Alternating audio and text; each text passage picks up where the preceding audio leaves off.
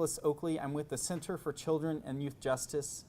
We're a nonprofit we operate in Seattle, but operate statewide. So we're located in Seattle, rather, operate statewide, and we have a sole mission of reforming child welfare or foster care systems as well as juvenile justice systems within Washington State. And we do this exclusively through collaboration with partners like the department. So we don't engage in lawsuits, for example. It's all just partnership-based work. I manage 2 projects, very similar today, on behalf of LGBTQ plus youth and the child welfare and juvenile justice systems, as well as commercially sexually exploited children. We've been around for about 11 years. This project in particular started, and I'll talk a little bit more, in 2013, so about 5 years ago.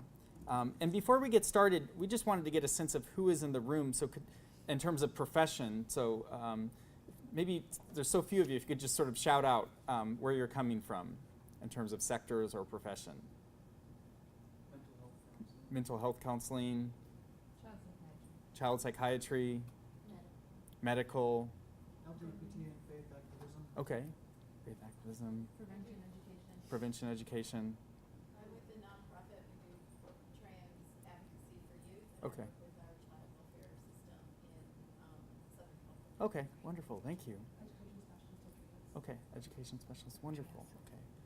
Okay. So we don't have, it doesn't sound like we have any necessarily juvenile justice, child welfare systems professionals with us today. You are? Okay. Okay. Oh, well, okay. Yeah, great. Okay. Well, thank you for clarifying. So, but I did want to say that because, CCYJ's expertise lies within juvenile justice and child welfare, we have aligned with those and partnered with them to develop this presentation and the curriculum here. But that doesn't mean that we don't think it can apply elsewhere as well. I really do think it has application for any youth-serving professional. So this is a 2-part presentation. We encourage you to stay for the second part, but we did try to treat this as 2 separate workshops. This first part is just acquiring a basic understanding of terminology and concepts. We're going to go pretty quickly through this because you're at this conference, so we're making an assumption that a lot of this is review, and we're not going to do too much basic stuff, whereas we might do that in other settings. Acquire a basic understanding of some of the common experiences of transgender and gender diverse youth within these systems. And then also just understand the protocol for safe and affirming care and how it can be used as a tool. Okay. So the backdrop of this presentation is the Center for Children and Youth Justice's, I'm going to say CCYJ from now on, there's a lot of acronyms, but it keeps it shorter, original research report. So in 2013, we embarked on a research effort to really understand the experiences of LGBTQ plus youth within these systems in Washington. There had, of course, been national literature and research, but nothing really in Washington. And so we went straight to the source, LGBTQ young people across the state, young adults because of there's legal issues with talking to youth. So as young adults, 18 to 25, who had recently exited these systems and identified as LGBTQ plus. And we talked to them about their experiences, how they entered the systems, what they experienced in them, what happened after. We also surveyed professionals, so caseworkers, probation counselors, and talked to providers serving homeless youth because so many of these providers serve youth that have been coming out of these systems, of course, and as well as did a national literature review. So this is our research, and unfortunately, it's consistent with the national research. The experiences of this population of youth in these systems is pretty abysmal, and we've been, as a whole, failing them, and I think this is important to note that, when we say that, when we critique these systems and say there's been a failure of these youth, it's true, we need to hold these systems accountable, but we also want to recognize that folks who are in the room and in these systems are maybe doing the best that they can with what they have and sort of honor that and say that the purpose of this critique is so that we can work together to improve it and not just to provide criticism.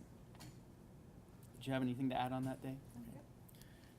And so the framework is this protocol for safe and affirming care. So after we did the research, we decided, well, how are we going to make an impact? And we talked about that, and we decided, protocol, a set of guidelines to implement within these systems in Washington State. And so we spent 2016 going, again, across the state, talking to professionals, foster parents, youth themselves, about, what we needed to do to make it better. And this was our proposed solution. I do have, I'm very low on copies of the protocol, but I do have the executive summary, and then it's available online, and it's actually better as an online document because it contains links to resources and that things. So I think it's just better as a live document. But just a quick overview, it contains 10 components of safe and affirming care. These are them. And that rests on a foundation of a purpose, vision, and principles, which we'll get to in a moment. And this handout here lists those 10 components briefly. Within each component, there's a purpose. So why is this component included in this protocol? Why is it important? A restatement of the principles that apply most to that component, a list of model policies that are largely borrowed from things that have already been working across the country. So our goal was not to reinvent the wheel, but also to adopt it locally, as well as a list of tools and resources. And this was published in January 2017, so it's been over a year and a half now. So of course, we're continuing to get more tools, more resources, and plan, of course, on updating this very soon. In March of 2017, we launched a pilot implementation of this protocol in King County Juvenile Court, Spokane County Juvenile Court, and the Spokane office of what was then Children's Administration, which is now the Department of Children, Youth, and Families. And so we have just actually completed and wrapped up that pilot implementation, and we'll have a final evaluation report later this month. And really that started out with baseline surveys, understanding where folks were at, doing an orientation, bringing in community-based training, developing core teams so that there's sort of LGBTQ plus leads within each of these sites, implementing a SOGI questionnaire, which we'll talk about in depth in the second part of this presentation, providing additional trainings, and then wrapping up with focus groups, so talking to folks about how it went, and then doing a final evaluation. Oh, sure, yeah, thank you. So we framed this presentation in a series of lessons. What did we learn from this implementation of this protocol, from this process? And the first one is really to know your why. Really need to know the purpose behind doing this work. And I was talking to Day earlier, and it occurred to me that I think that can kind of be offensive, right? So you go to juvenile courts or child welfare, and you're having to explain why it's important to support LGBTQ plus youth. Yeah, because it's the right thing to do, right? I think that's like the answer that comes to my mind, at least right away.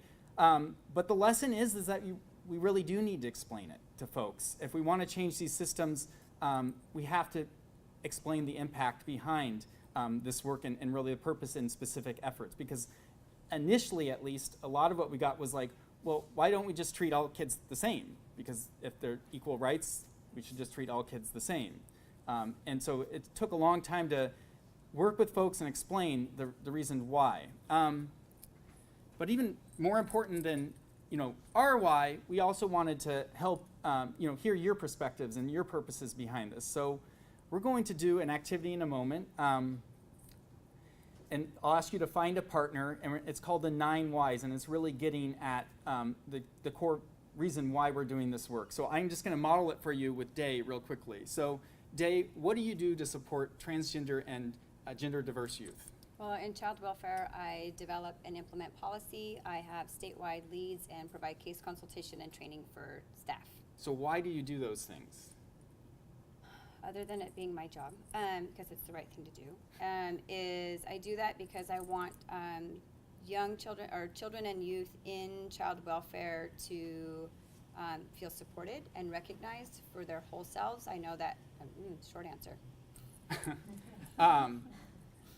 How does supporting gender identity and gender expression help support whole selves or development of the whole self? I think kind of like what you were saying earlier, that if we aren't able to support the whole individual, then we're looking at increased levels of negative outcomes such as depression or suicide, I think, and we're not looking at creating relationship and safety for kids in care. Okay, so that's sort of just an idea. So again, we'll ask you to get with a partner and go through these series of questions and go through as many whys as possible till you really arrive at the core. What is a core reason? So the purpose is really to hone down. And I just started with Day, but we would, of course, if we're doing this full activity, go much further. Are there any questions about the activity? So we'll take about 5 minutes to do this, and then we'll check in, and if you need a little more time, we can take some more time.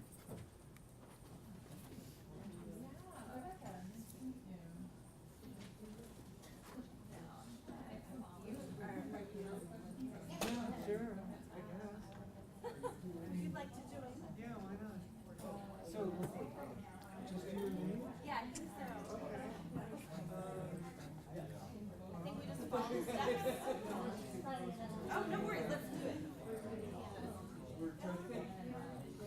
So check. I don't know you very well. I think that works. Why don't I ask you? What do you do to support? So I am a volunteer today. That's one thing. I work at Affirming Juvenile Detention Center, and am also involved with the gender clinic at Seattle Children's research infrastructure so that we can learn more about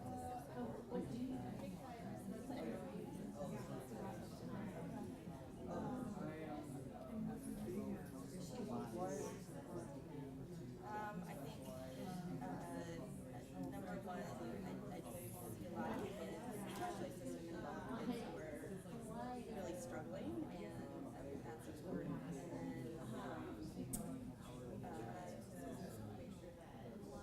it's just been, I'm just wanting to be, I mean, there's been a huge transition in the last several years, I think, in terms of how broadly our society is seeing gender, and I'm to be a part of moving that envelope forward. So continue asking why am I alive? So what drives you? I think I'm an adolescent doc, and I think that my interest is always to, yes, I'm one of the, and I don't do direct care at the gender clinic, but do kind of the research side of things. I have an interest in kind of the bigger picture, and the skills to do that, so I partner with one of the other physicians, David Grayland. If you finish, go ahead and switch roles. So once you're done, switch roles so that you each get an opportunity. Just been, compared to a decade ago, there's so many more kids who are identifying openly as somewhere on the spectrum of gender, and so and my goal as an adolescent doc is always to support you.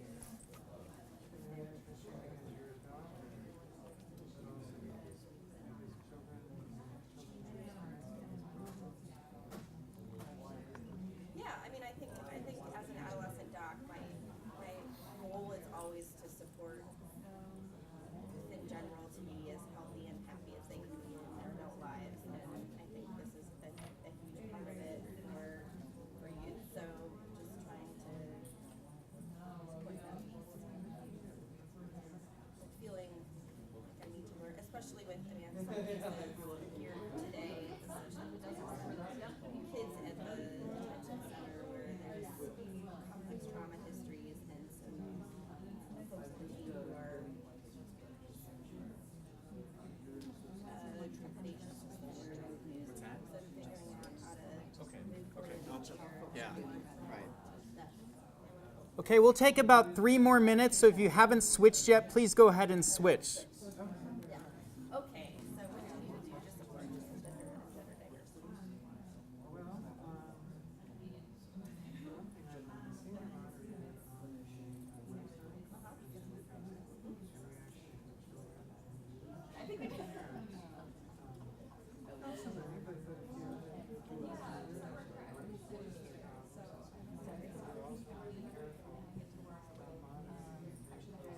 We haven't gotten too many troubles, but once in a while Yeah. Not too hard. And I'm also excited about this one. Well, we started off human rights campaign. And so I'm working across that. And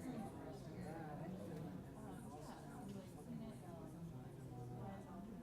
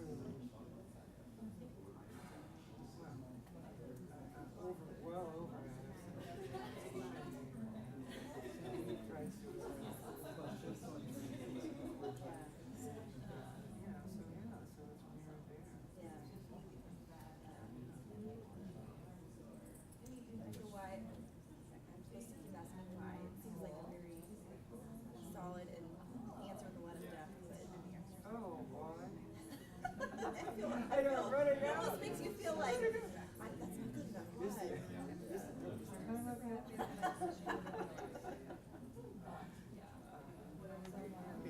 Go ahead and please wrap up your discussions, and we'll come back together. There's too much fun happening Yeah. up here.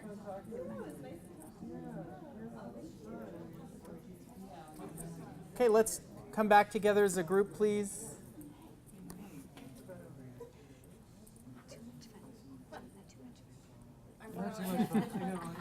By the way, did we mention we have to stand behind this podium because of this mic, but it feels very unnatural and too formal. So like, and I forgot to mention, I'm an attorney by training and represented youth, but before that was a middle school teacher, so it feels even worse to me. So what are some of the fundamental purposes that you've arrived at? I'm just curious. Would anyone like to share? It's what youth need. It's what youth need. Need to do what? Supporting trans and gender diverse youth, I think, serves all youth. Is what I'm Right. trying to say. Absolutely. So supporting trans and gender diverse youth as, I'm sorry, could you restate that? I'm trying to restate it for the mic. Yeah, I'm sorry. No. I'm not Yeah. being very clear, but I No. think as I'm thinking of it as an adolescent doc, and I think that there are a lot of kids exploring gender right now, Right. and we need to create that space for them to be able Okay. to do that safely and Right. appropriately. We need to create a space for children and youth to explore gender safely and appropriately. Yeah. Other thoughts? Yes. please. Molly works with healthcare, Mhm. and the LGBT people so often don't have access to healthcare, and particularly if they have non-affirming families Mhm. that just say, no, you don't need that, and they're left out in the dark. So she works because Right. they need access and knowledge of what it's Right. Transgender and gender diverse youth need health care, and there's just traditionally not been access. Absolutely. Yes, please. We were talking about increasing people's access to medical care Mhm. and counseling, and that can be for the individual, their family, and their communities. Will just really increase a positive or even just neutral sometimes outlook on trans and gender diverse people, Mhm. and will give people as a whole more information to be able to tell their neighbors, their friends, their communities, to just get everybody more active in their knowledge. So I Right. think that you really gave a really nice umbrella topic because it does benefit the entire community. Right. It benefits the entire community. Giving access increases outlook and also benefits the entire community. Any other? Specifically with suicide rates. Absolutely. So specifically with suicide rates. Any other thoughts? So you are well within line with what we talked about. So when I mentioned going across the state in 2016 and developing this protocol, we spent a lot of time on the fundamental purpose. Why are we doing this work? Why is this important to have a concentrated effort on supporting LGBTQ plus youth in these systems? And like I said, I think this, it goes broader than systems, juvenile justice and child welfare, but can be applied to all systems of care. And the fundamental purpose we arrived at is this is about supporting all youth.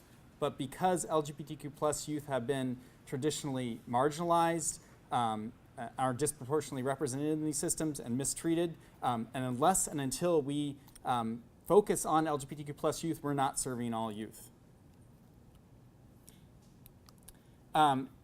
We also write out a vision. So what is that future state that we are looking towards? And really what we came down to is that we would recognize as youth-serving professionals or caregivers or volunteers like CASAs, court-appointed special advocates, that recognizing that this sort of support is critical to their safety, health, and well-being. As we talk about in these systems, safety, health, and well-being, all the time, but up until very recently, at least in our instances, this hasn't been part of the discussion. And in many other places, it's still not part of the discussion, that gender identity development, sexual orientation development is critical. Because, of course, every youth has a sexual orientation, a gender identity, and a gender expression. Right. We also talked about principles. So the protocol encompasses a lot of model policies what to do, but we of course can't envision every circumstance, and so we thought it was important to include fundamental principles to go back to. So when the model policy doesn't speak to something, or when maybe policies are in conflict, you go back to a set of principles. I'm a lawyer, so I sort of liken this to like the Bill of Rights, if you will, right? If you come from the Judeo-Christian background, maybe it's the Ten Commandments, something like that. And so I won't go through all these specifically. They are outlined in the protocol, but really we talked with folks, again, across the state, and it seems so obvious, but this was really important that we just recognize that LGBTQ plus youth exist, right? Simple, that's where we need to start, that they are in our communities, right? It's not just a Seattle thing or whatnot, or not just California or New York, but that LGBTQ youth exist. And then next, meeting their specific needs is a matter of health, safety, and well-being. Any questions on this sort of foundational purpose or principles, vision? Okay, I'm going to turn it over to Day then. Great. And it's my turn to be uncomfortable standing behind the podium. So really what we know about the LGBTQ activated movement, especially with our young people, I akin a lot of the work and the awareness we have now to our young people who are providing more language to identities that have always existed, right? It's not that we're creating new identities, we're creating new ways of being, it's that the language is being provided. And that language is really difficult to stay current on or be aware of, right? I also recognize, particularly in my field of work with child welfare workers, is that people really are still struggling with even the LGBTQ acronym. I'm going to make an assumption, and you all, if you need to correct me, please, that being at this conference, that base level of terminology is, you're comfortable with that in this room, so we're not going to spend some time going over that, which we normally would with child welfare staff. We have an activity that we do around that, but I also wanted to point out that in the back of the Gender Odyssey handbook, binder, program, manual, I don't know what to call it. There is a handbook. There's a glossary in the back from the Trans Student Educational Resources, which is super helpful. But again, normally we find, and had recent discussions around, is it still important to talk about terminology and definitions, and discussions around if that somehow limits our language or if that expands our language. And I'll just speak from experience that for the staff that I'm working with, it's important to have those definitions, at least some awareness of them, because they're starting with very basic knowledge and struggling with saying words out loud that they haven't said before or said in a while.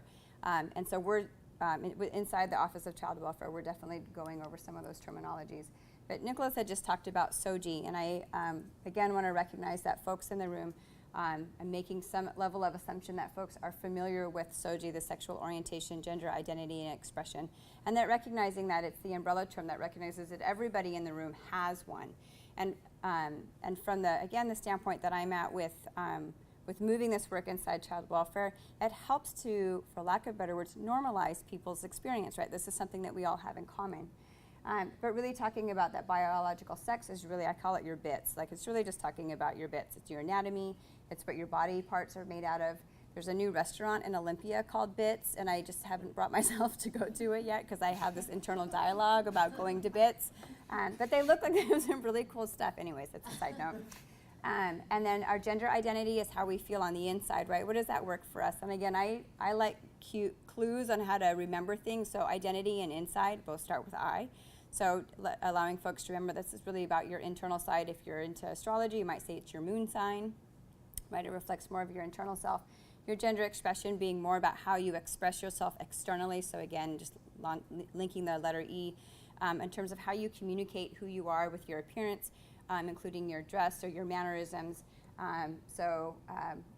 Today I'm wearing a dress, and I kind of did my hair this morning, and I put on makeup, and here I am trying to look somewhat professional and comfortable and cool in the hot weather, but it's air conditioning's on, so I put a sweater on, and I look different than on the weekends when I've got on my jeans and my tattoos are showing and I've got on flips and my hair is just like some askew bun on the top of my head, right? And the experience for me is that people interact with me differently, just based on how we look, and I think we all have that experience. And then sexual orientation is who I'm attracted to, right? And it could be physically, it could be emotionally, it could be sexually. It's, again, akin to who do I want to hold hands with under the table, or who am I thinking about when I wake up, or who just kind of gets my heart rate going for whatever reason. And again, just creating some of that language commonality around how those places that we have in common. And then we look at, again, these basics, like talking about the binary, again, I'm going to go through this pretty quickly because I'm making assumptions based on the room, that our biological sex is still set in a very binary world. Even though in January of this year, the Department of Health has added in Washington State an X, so an X for a third gender marker. They did a lot of feedback from stakeholders around what that should say, and X was the winner for what to call that, so folks can go back and change their gender marker. But of course, if you're male assigned at birth or female assigned at birth, we know that your gender identity is going to be based in that if you're male, you're going to be a boy and you're going to grow into a man. If you're born female or assigned female at birth, and you're going to grow into a girl or a woman. And conversely, that if you're male and your identity is boy or male, that you're going to express yourself in masculine ways, right? Or if you're female or you're growing into a girl or a woman, you're going to express in feminine ways. We can have a lot of debate about what that looks like. I had a discussion with somebody who, of course, talked about some of the stereotypes around what it looked like to express themselves femininely, and it was just very flowy, wearing a dress, lots of pink, lots of dolls. And then someone else was like, I feel totally like a woman when I'm like cutting down trees in my yard, and I'm like, and you can be a wielding chainsaw, dress-wearing, feminine expressing person too, which I thought was actually pretty cool. And then, of course, that our sexual attraction isn't based on the binary, again, as to someone of the opposite gender. And what we know is that that's not true for everybody, right? That some people do fall into that category. Again, it's that SOGI, but we call this the pillars of heteronormativity, right? And we're going to squash that because what we know is that it's much more fluid than that, and that we're not stuck inside those lines or stuck inside that binary. This quote came from actually a colleague of mine who works in mental health, was working with a transgender male, and I really just love this analogy with drinking water, right? So I filled my water bottle this morning before I left, and I have filled it in the water fountain downstairs, and I have just filled it now in the back of the room, and every time I drink my water, it tastes different, right? We think water is going to be this really basic, it's going to taste the same kind of water, but it's not, right? And we can't quite put a name to it, but we just know that something about it is different. And he akins this to his transgender identity, is like your gender is like drinking water. When you drink water, it's not supposed to taste like anything, but when it tastes different, you notice. And folks seen the gender unicorn? I brought gender unicorns with me. I don't know, Emma, if you want to pass those out, they're right there in front of you. One of the things I love to do with caseworkers is to provide the gender unicorn to kind of revisit the SOGI status, right?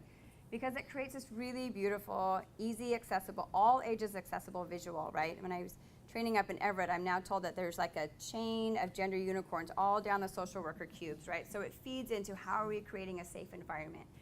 But I'm just going to review this really quickly just to set the room. So there is a little clicker.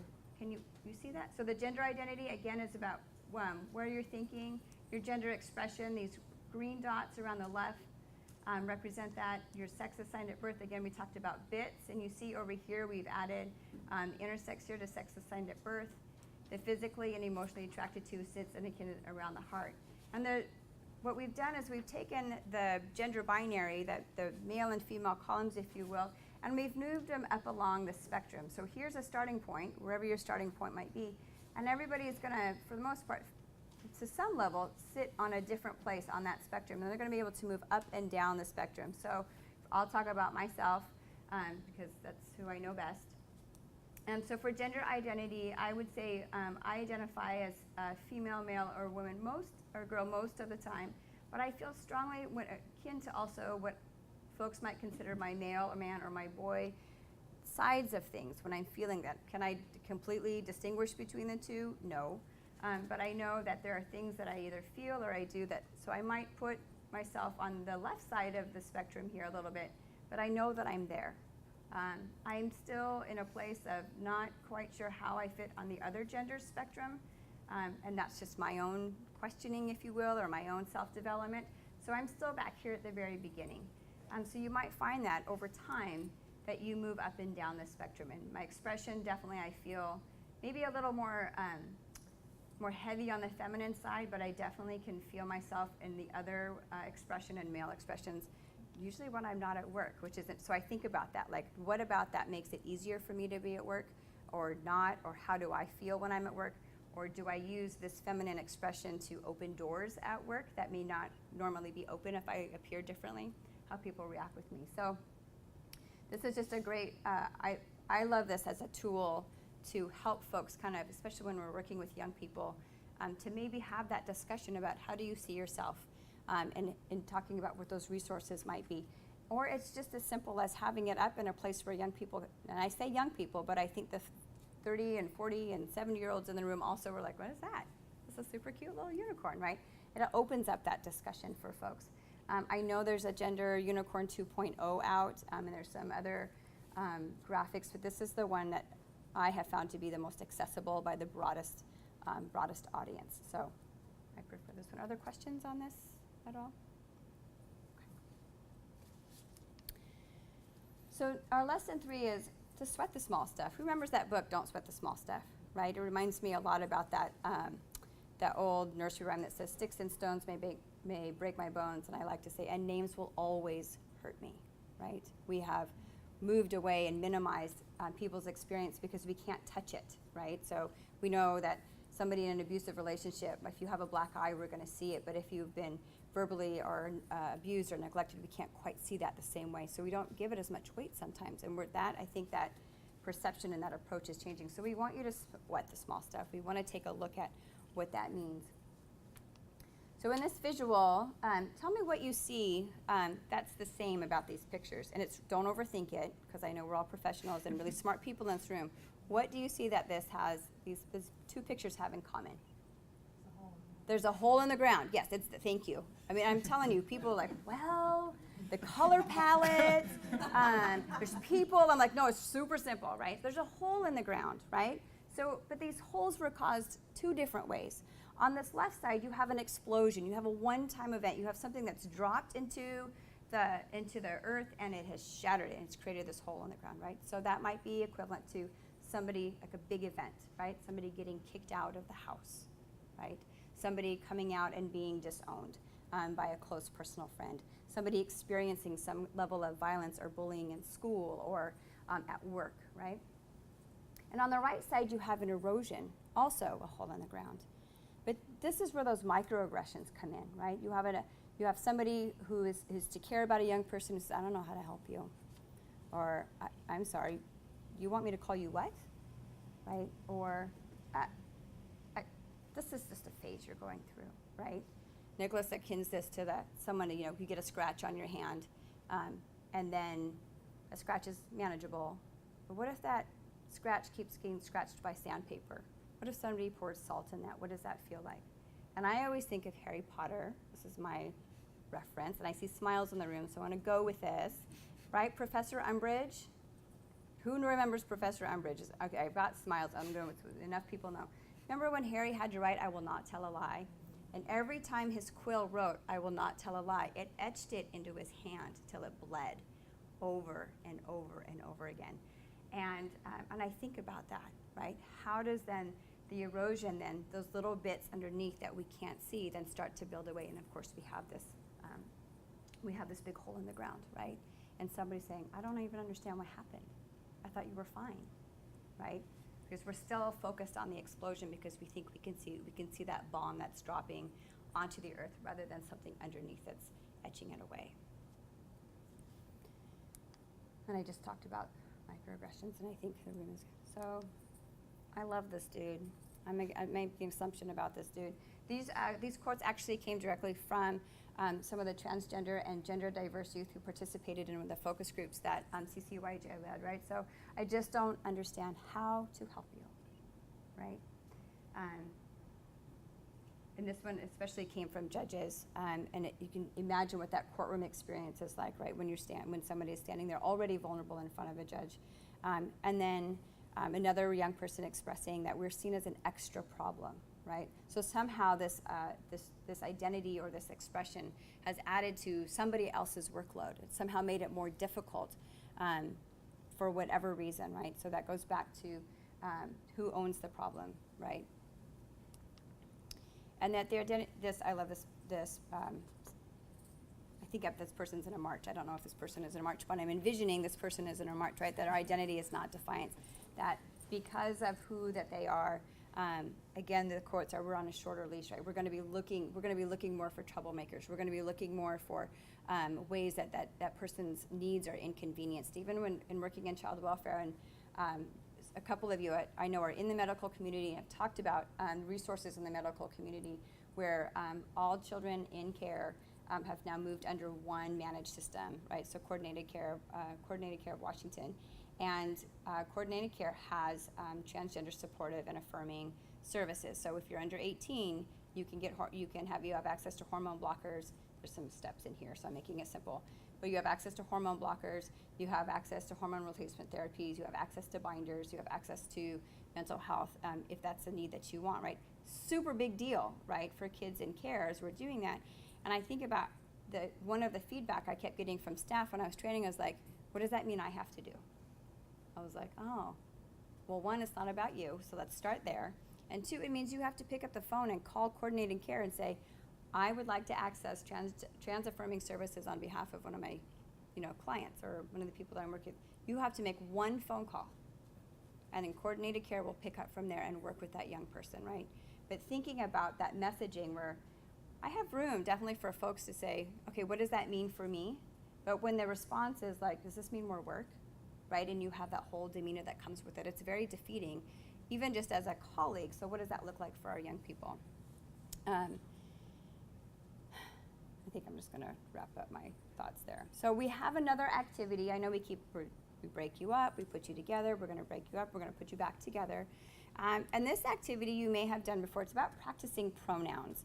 And even this activity is simple. It's really large in effect. And even having done it with folks who have done it before, we want to take some time to practice the use of pronouns, because we know that can be one of the most single connecting points for a staff person or a mentor or an adult, and a young person is actively using that person's pronouns. So Emma is handing out the activity. So this sheet of paper that's coming around actually has 2 activities on it. So just focus on the practicing pronoun side. And what I'd like you to do is you're going to fill out the top part. I don't have it in front of me, so I'm making sure. So you have your name. And what the key here is that you want to select a pronoun that you don't normally use. You're intentionally picking a different pronoun. So normally I use she, her pronouns. So in doing this activity, I would say my name is Day Shugren, and I use he, him pronouns. Those aren't pronouns that I would normally use. We're just going to take this step by step.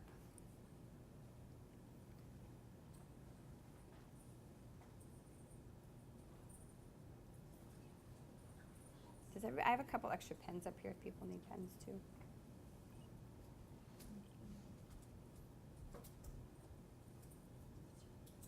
just want to look at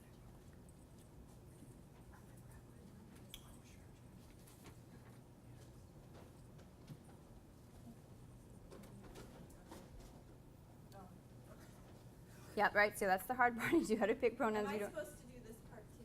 We're having a debate about whether we're supposed to be filling this part out too. Well, no. So we're so you're just doing step 1 right now. This was my fault for not having the paper in front of me. And then you're gonna work with your partner, right? And you're gonna interview your partner. So I might say, my name is Day Shugren, and I use he, him pronouns. I work for child welfare, and my favorite food is. It's not liver. It's not liver. I went to rice and eggs as my default because I feel like I'll just say rice and eggs. And then Nicholas is going to reflect that activity, and then I'm going to pause there again too. So you're just going to interview each other, because then we're going to match up with another partner group. Okay? So just do steps 1 and 2 right now.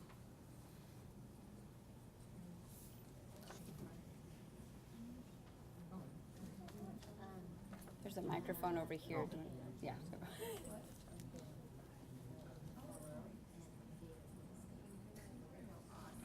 Is that real? That's awesome. My name is Kim Aarons. My pronouns are they, them. And my favorite food, grapes.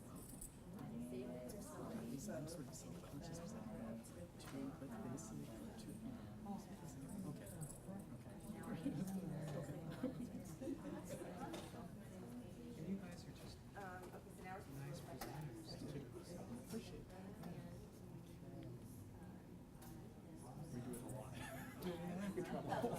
Really? Yes, we're like always together.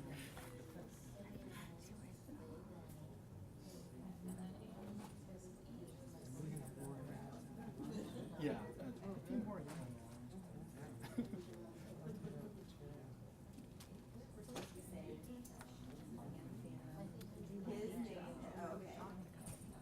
Okay. Don't overthink it, Karen.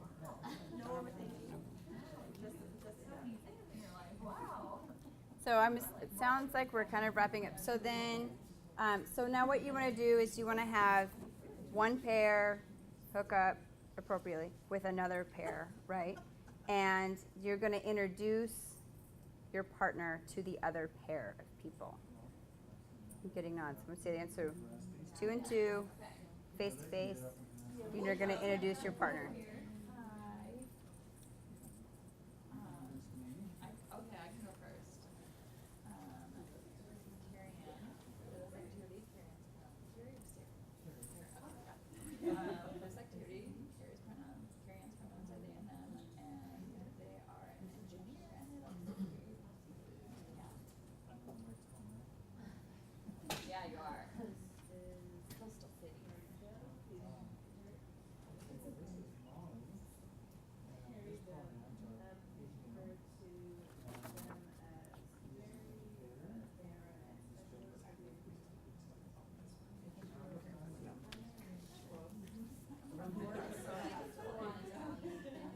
Also good. I'll eat it all. It's like pizza. Not picky. They are students, and their favorite food is anybody who's wanted to go out and Yeah, I just moved here about a year ago. Bay Area. Oh, okay. California. Yeah, I went to school in Santa Cruz. You go to UC? I went to Berkeley. Okay. And my son went to Santa Cruz. Oh, it's beautiful. I mean, all the area, really. Oh, I love it here. Oh, yeah? Oh, God. I mean, I was born and raised there, so it's like, you know, Yeah. yeah, it's really nice. But I just love it.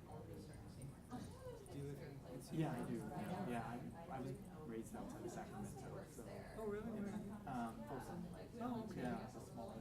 Yeah, yeah, oh, yeah. And I do like it a lot, but the dark in the winter really gets to me. Is that, it's so funny, like my mother, she wanted to buy one of these satellite lights. I never unpacked it, because I love it. I like golden. So have folks come back together. Foggy. Oh, you're not done yet. Okay, almost done. Sorry.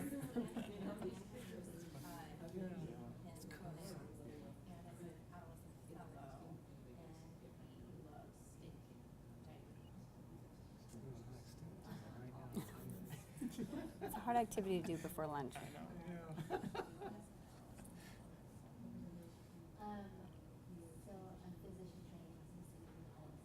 Okay, so physician fellow.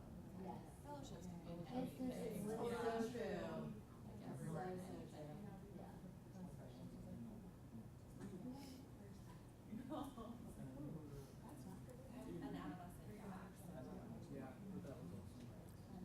You're still. They told me to wait, so now I can't tell. We're okay in time here. Oh, Yeah, I didn't understand I like you all there. pronouns for yourself Are you at? that are not your own. Yeah, I work. Why would you do that? Like if my pronouns are she, her, hers. So for the exercise, so because the professionals that we work with, this is so difficult. You feel like you have to build empathy to understand what it's like to be called. It's so impactful. They get it. Yeah. They get the microaggression because they know it's an activity that they still feel uncomfortable. Still feel, So, okay, are folks ready to come back? wait, this isn't right. I know. I'm really good. And so that's why we chose to include this here because it just has been so impactful for this activity. My coworker's name is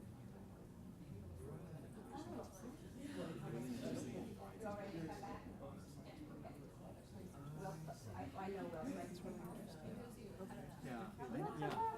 But I know it is very small. Laura. That's what it was.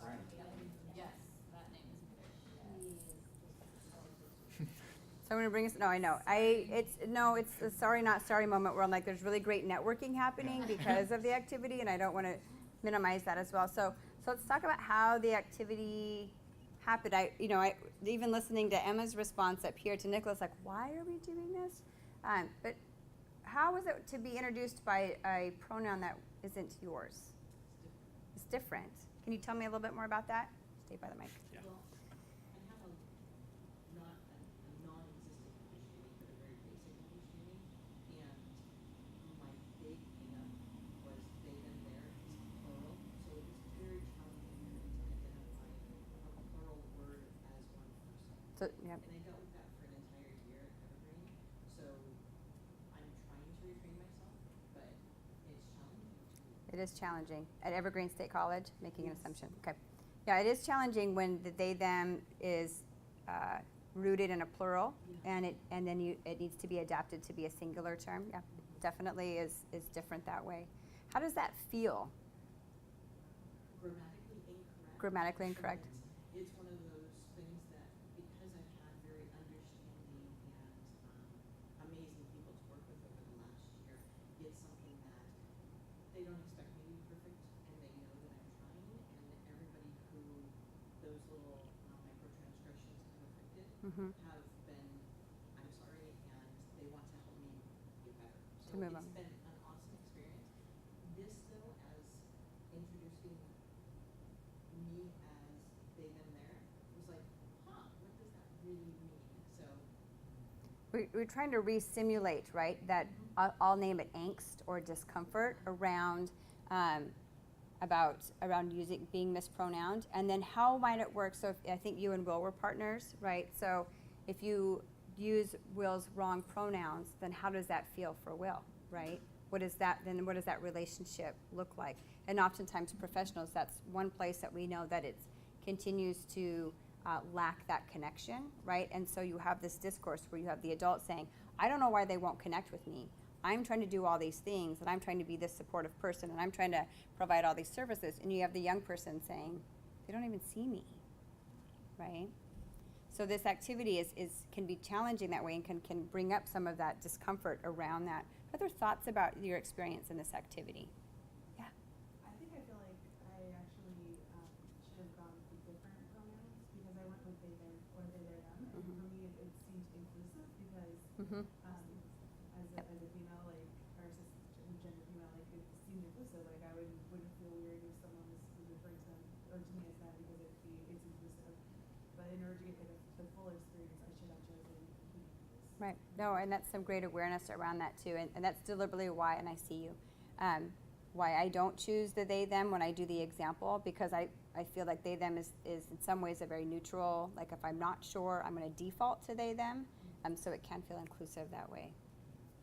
I'm sorry. As a trans woman, I chose they, them for the simple reason that he, him were really, really apprehensible. Mm-hmm. And the person I interviewed actually said, do we have to choose other pronouns? I said, yes, because there has to be a reason for this, and now we know. Thank you for going with it. It's not to push the discomfort in a way that's apprehensive. I appreciate that word. But it can be even in a room. We don't want to we don't want to re-trigger people or invite them to come to be in a place where they've really moved away from also. So this activity can be tenuous that way. Will? Something that I just want to share is like you just shared, I did not want to use she, her because that felt like just dysphoric for me. Yeah. But with they, them, sometimes if I'm in a space where there might be more trans or queer people around, more people will use they, them as a placeholder, Mm-hmm. which for me is super misgendering and dysphoria inducing.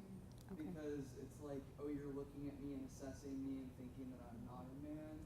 And whereas like I want to gender fluid people correctly Yep. with, Z's or they, them or whatever that person has chosen. Right. But for me, I've chosen or like I need to use he, him. So it was like, oh, okay, it's a little bit more comfortable, but it still just feels strange.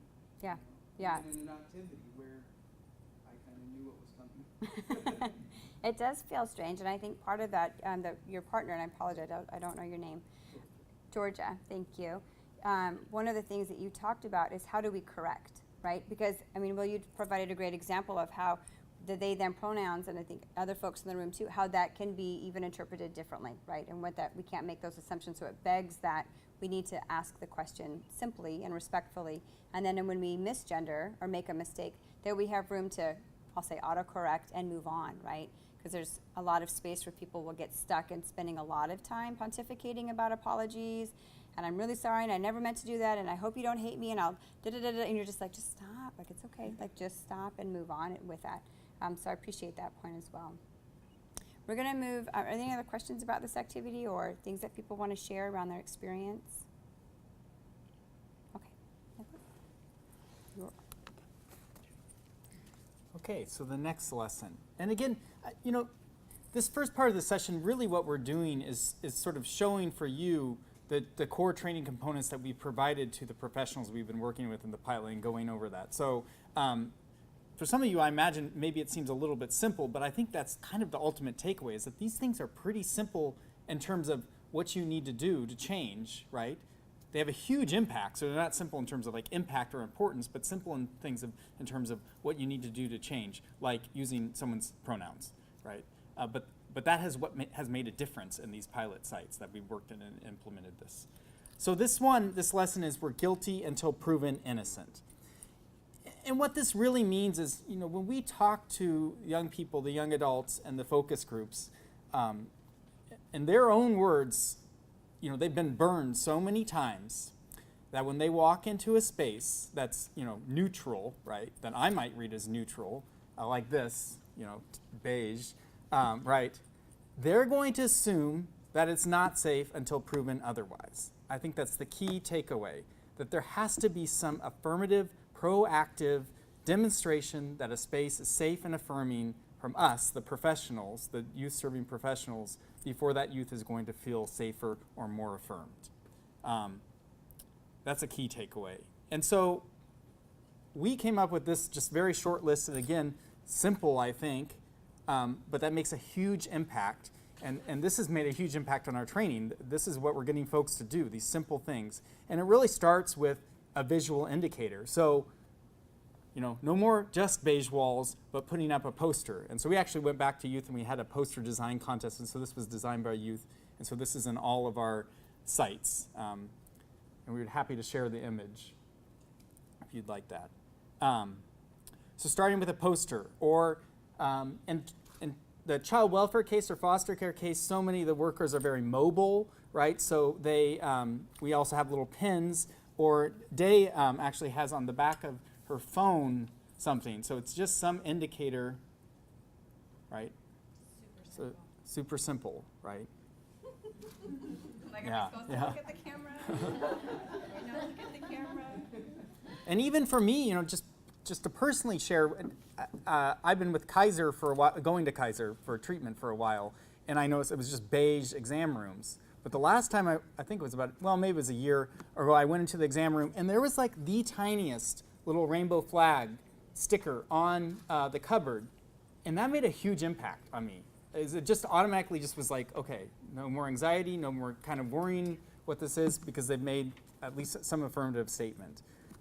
And of course, I mean, there's the caveat that you can't put up a poster or a sticker and then not be a safe and affirming person, right? You can't just show it and not have any sort of substance behind that. So it is very important, of course, to have the substance, but that visual indicator is really important.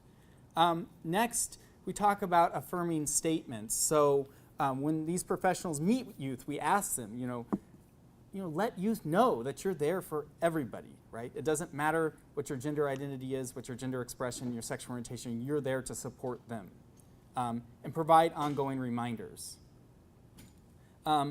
Consider the settings that you talk about, and we're going to talk a little bit more about this in the second session. You know, when you bring up these issues or talk about these issues, is it safe for the youth? I cannot tell you how many times I cringed when I was in the courtroom, or not in the courtroom, but outside the courtroom in busy hallways, and attorneys are trying to have these highly personal conversations with their youth clients in the hall, right, outside before the courtroom, and like thinking about how that the youth makes a youth feel. Use of language, so using appropriate pronouns. Another thing that we've run into is, language changes. We know this. It's continually evolving from when I was in high school, when it was pretty much gay, lesbian, bisexual, thank you, right? And now we have, I think, a more expansive vocabulary. The word queer is used, and we've used that in trainings and actually had folks come up to us after and say, I just really wish you wouldn't use that word because it's very hurtful. It comes from a hurtful place. It was used as a derogatory term when I was growing up. It precipitated violence against me. And that's actually true from my experiences as well. It makes me, to be quite honest, uncomfortable. But the fact is that youth use this term to describe themselves in a positive, affirming way. And as youth-serving professionals, it's our obligation to reflect those terms back to them. If a youth identifies as queer, they identify as queer. And I would never call someone queer unless they said, I am queer, and that's what I am, and then reflecting that term back. So we talk about reflecting those terms back. And then, of course, confidentiality. So this is really important. So, and working with youth and them, feeling safer and feeling like they can disclose, talking, well, can I share this information with your parents? Can I share it in the court report? What's the limits on the use of this information, and really paying attention to that. And one key lesson we've found is that I think there was a lot of fear among probation counselors and social workers around, what is my discretion? If a youth tells me something, do I have to tell their parents? Do I have to tell the judge? Do I have to tell everybody?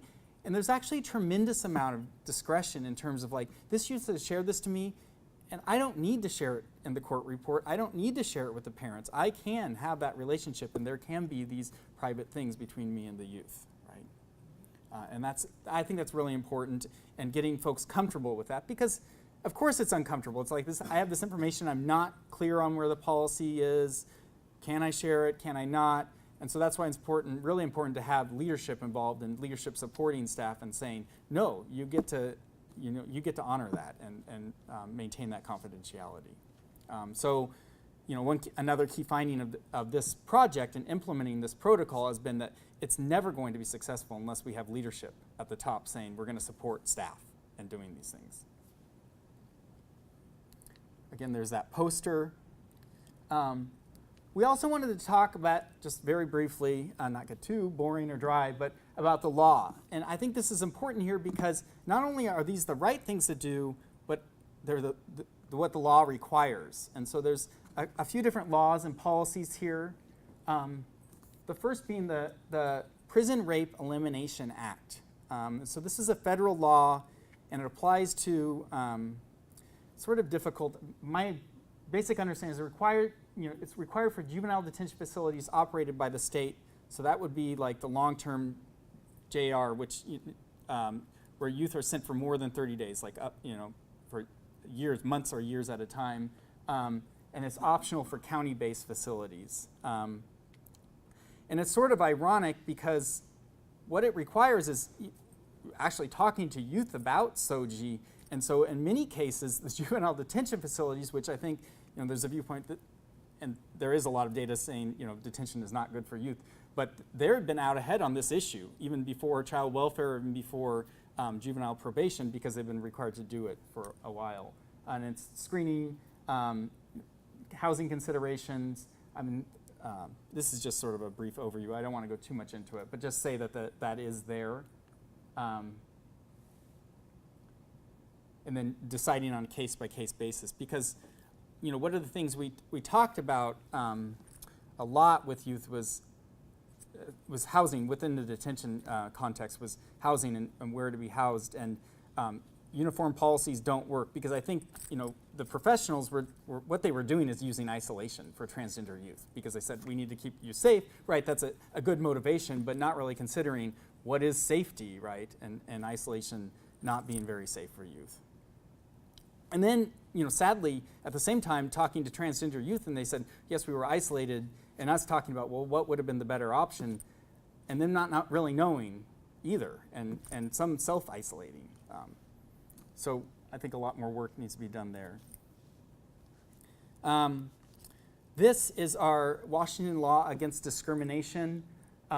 It's a good law in that it explicitly includes gender identity and sexual orientation against discrimination, but the sort of grammar word nerd in me really hates it because they include gender identity within the definition of sexual orientation, and they're two different concepts, and I cannot stand that they did that, but at least it includes gender identity in the Washington law against discrimination. This protects folks against discrimination in public accommodation. To me, actually, it's not even clear if foster care or juvenile detention or probation is a public accommodation, but luckily our Washington Administrative Code explicitly incorporates it. So the regulation says you have to follow the Washington law against discrimination, which includes sexual orientation and gender identity. And these are the different codes if you work within these group care facilities, child placing and adoption services, and child foster homes. And then I'm going to let Day briefly comment on this. So this is the new policy. Yes, so this is, we rolled out policy in Department of Children, Youth, and Families in July 1 of this year. It's policy number 6900. And the purpose that you can read, the purpose is there basically to support youth who identify as LGBTQ+. We use that language in particular, not to counter what Nicholas was saying, and we provide a list of definitions, but I actually pulled queer out of the definitions.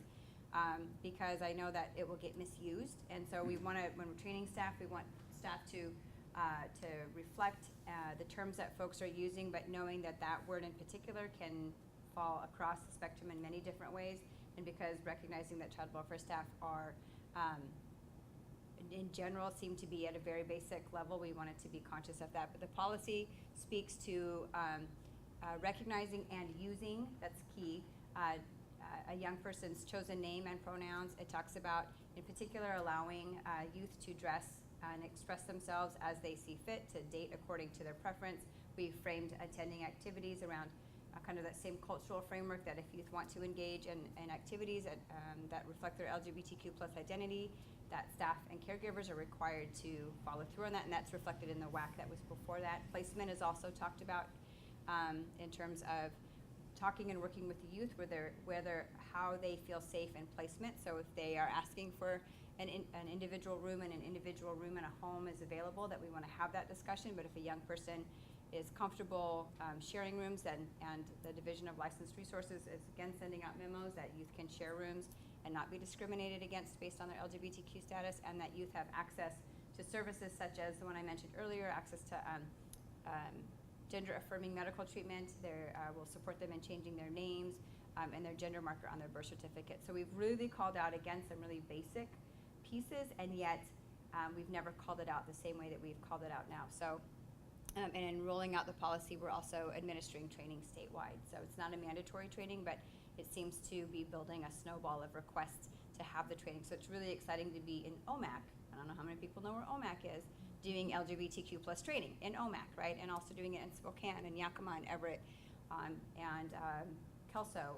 And so it's just this, again, I think it speaks to the need that child welfare staff are recognizing that they need more information, and recognizing that we do have a disproportionate amount of youth in care who identify as such. So it's super exciting to the nerd in me. Okay.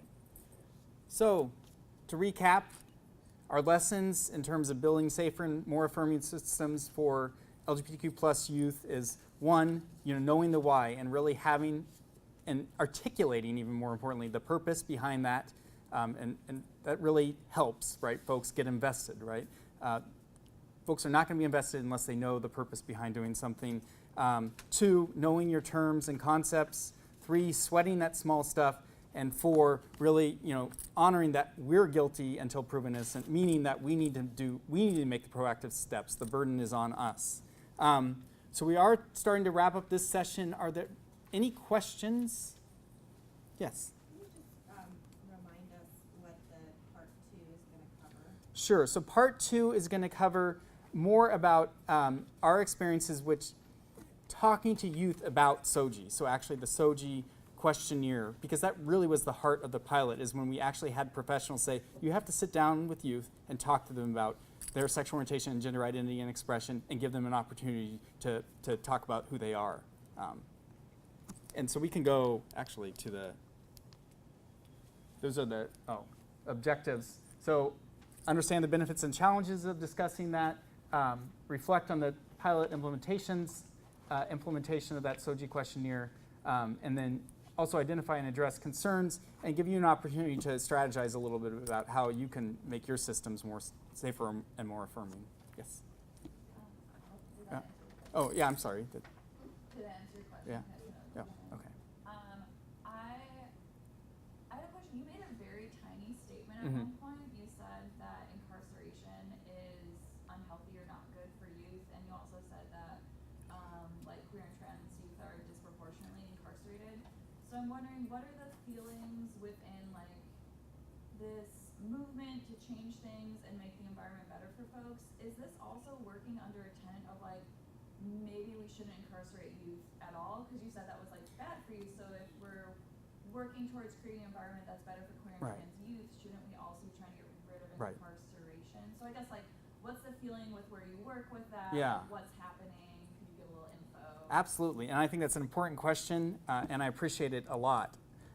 To be fully transparent, my organization, I would say, is a reform incremental change organization. So we really, meaning that we believe that we need to work with the systems to change their practices as they exist, rather than focus all the effort on either abolishing the systems or abolishing incarceration, or a drastic sort of revolutionary type reform. Because these systems do exist and there are youth in them, and so really we say our mission is to serve those youth that are in them now.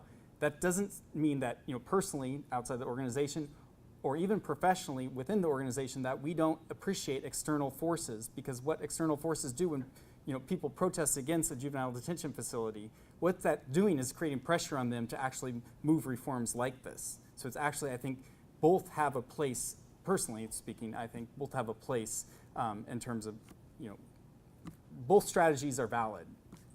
Does that answer your question? Yeah, Or? and I mean, you can also Yeah, answer this yeah. too, because you work with them. Right. But I guess is that like the general feel that you get around like the area you work, or do you feel like an outlier in that? Well, I think that, because my job is to partner with juvenile detention facilities or, juvenile justice professionals, essentially. So if I'm saying, I want to abolish juvenile courts, they're not going to open the door and let me in and do these trainings. So I have to be diplomatic, and I really do believe that there is a role for me, and I think that, it fits my personality because I think I'm able to be that diplomat and work with them, but it doesn't mean that I don't ultimately believe in a vision where we don't incarcerate children. Yeah. I would just, as a relatively new medical Yeah. provider in the juvenile justice system, I would say the same thing. I just, we don't want to ignore these youth who are involved in Mhm. these systems for better or worse, and just say we're going for gold, when at the same time there's all these youth who, it's just very palpable. There's all these youth who need support, and I think it has to be both. In my opinion, it has to be both at Yeah. the same time. Yeah, I'm sorry, Dave. No, it's okay. Yeah. I would echo and say, I think, the answer to the magic wand question, right, is that we wouldn't need either system, right? We wouldn't need child welfare, we wouldn't need juvenile justice. So echoing the term incremental that you use, if I think about the incremental but significant change is having policy, right, is providing training to staff that say, maybe if a youth is running from a home, because they're not feeling safe, it begs the question why, right? Why is that young person running? And there are a bazillion reasons why, but if their LGBTQ identity is not being recognized in the home, and that's part of why they run, but I don't have staff that can navigate that conversation, we're never going to get to it. That young person is now more vulnerable to end up in the juvenile, not your system, Yeah, the juvenile right. justice system. That youth is more likely to be trafficked. That youth is more likely to engage in coping behaviors. I see you. So if I can, my hope is that I can pull that back a little bit, and we can start with the relationship, right? And so it's really looking at, I consider it prevention work, right? They're already in a system, so I can't prevent that, but I can prevent further damage while they're in the system, and the level of work that I'm responsible for. Does that help? You want to say? I guess my question is, I'm not aware of the research that shows, and there very well may be, that shows that there juvenile justice. Yeah, oh, that's coming in the next part. I would love two. to Yeah, have those yeah. references because I think that there's this sense of from the people that I talk to Yeah. sometimes that they're like, this is not happening here. Oh, it's And I massive. Which goes Yeah. back, if I may, which goes Yeah. back to point number one, LGBTQ youth exist, right? I Yeah. think that comes again back to this whole idea of like we're just working with white, cisgendered, Right. straight, kids all the time, and yet we're not most of the time, Yeah. right? So it's that barrier. But having those actual, like having solid data would be Yeah. super helpful. Yeah, and we're happy to share the slides. So, Thank you. thank you so much. We don't want to keep you from lunch. So, most important. Thank you. Emma has a question about Oh. how are we going to get the PowerPoint out?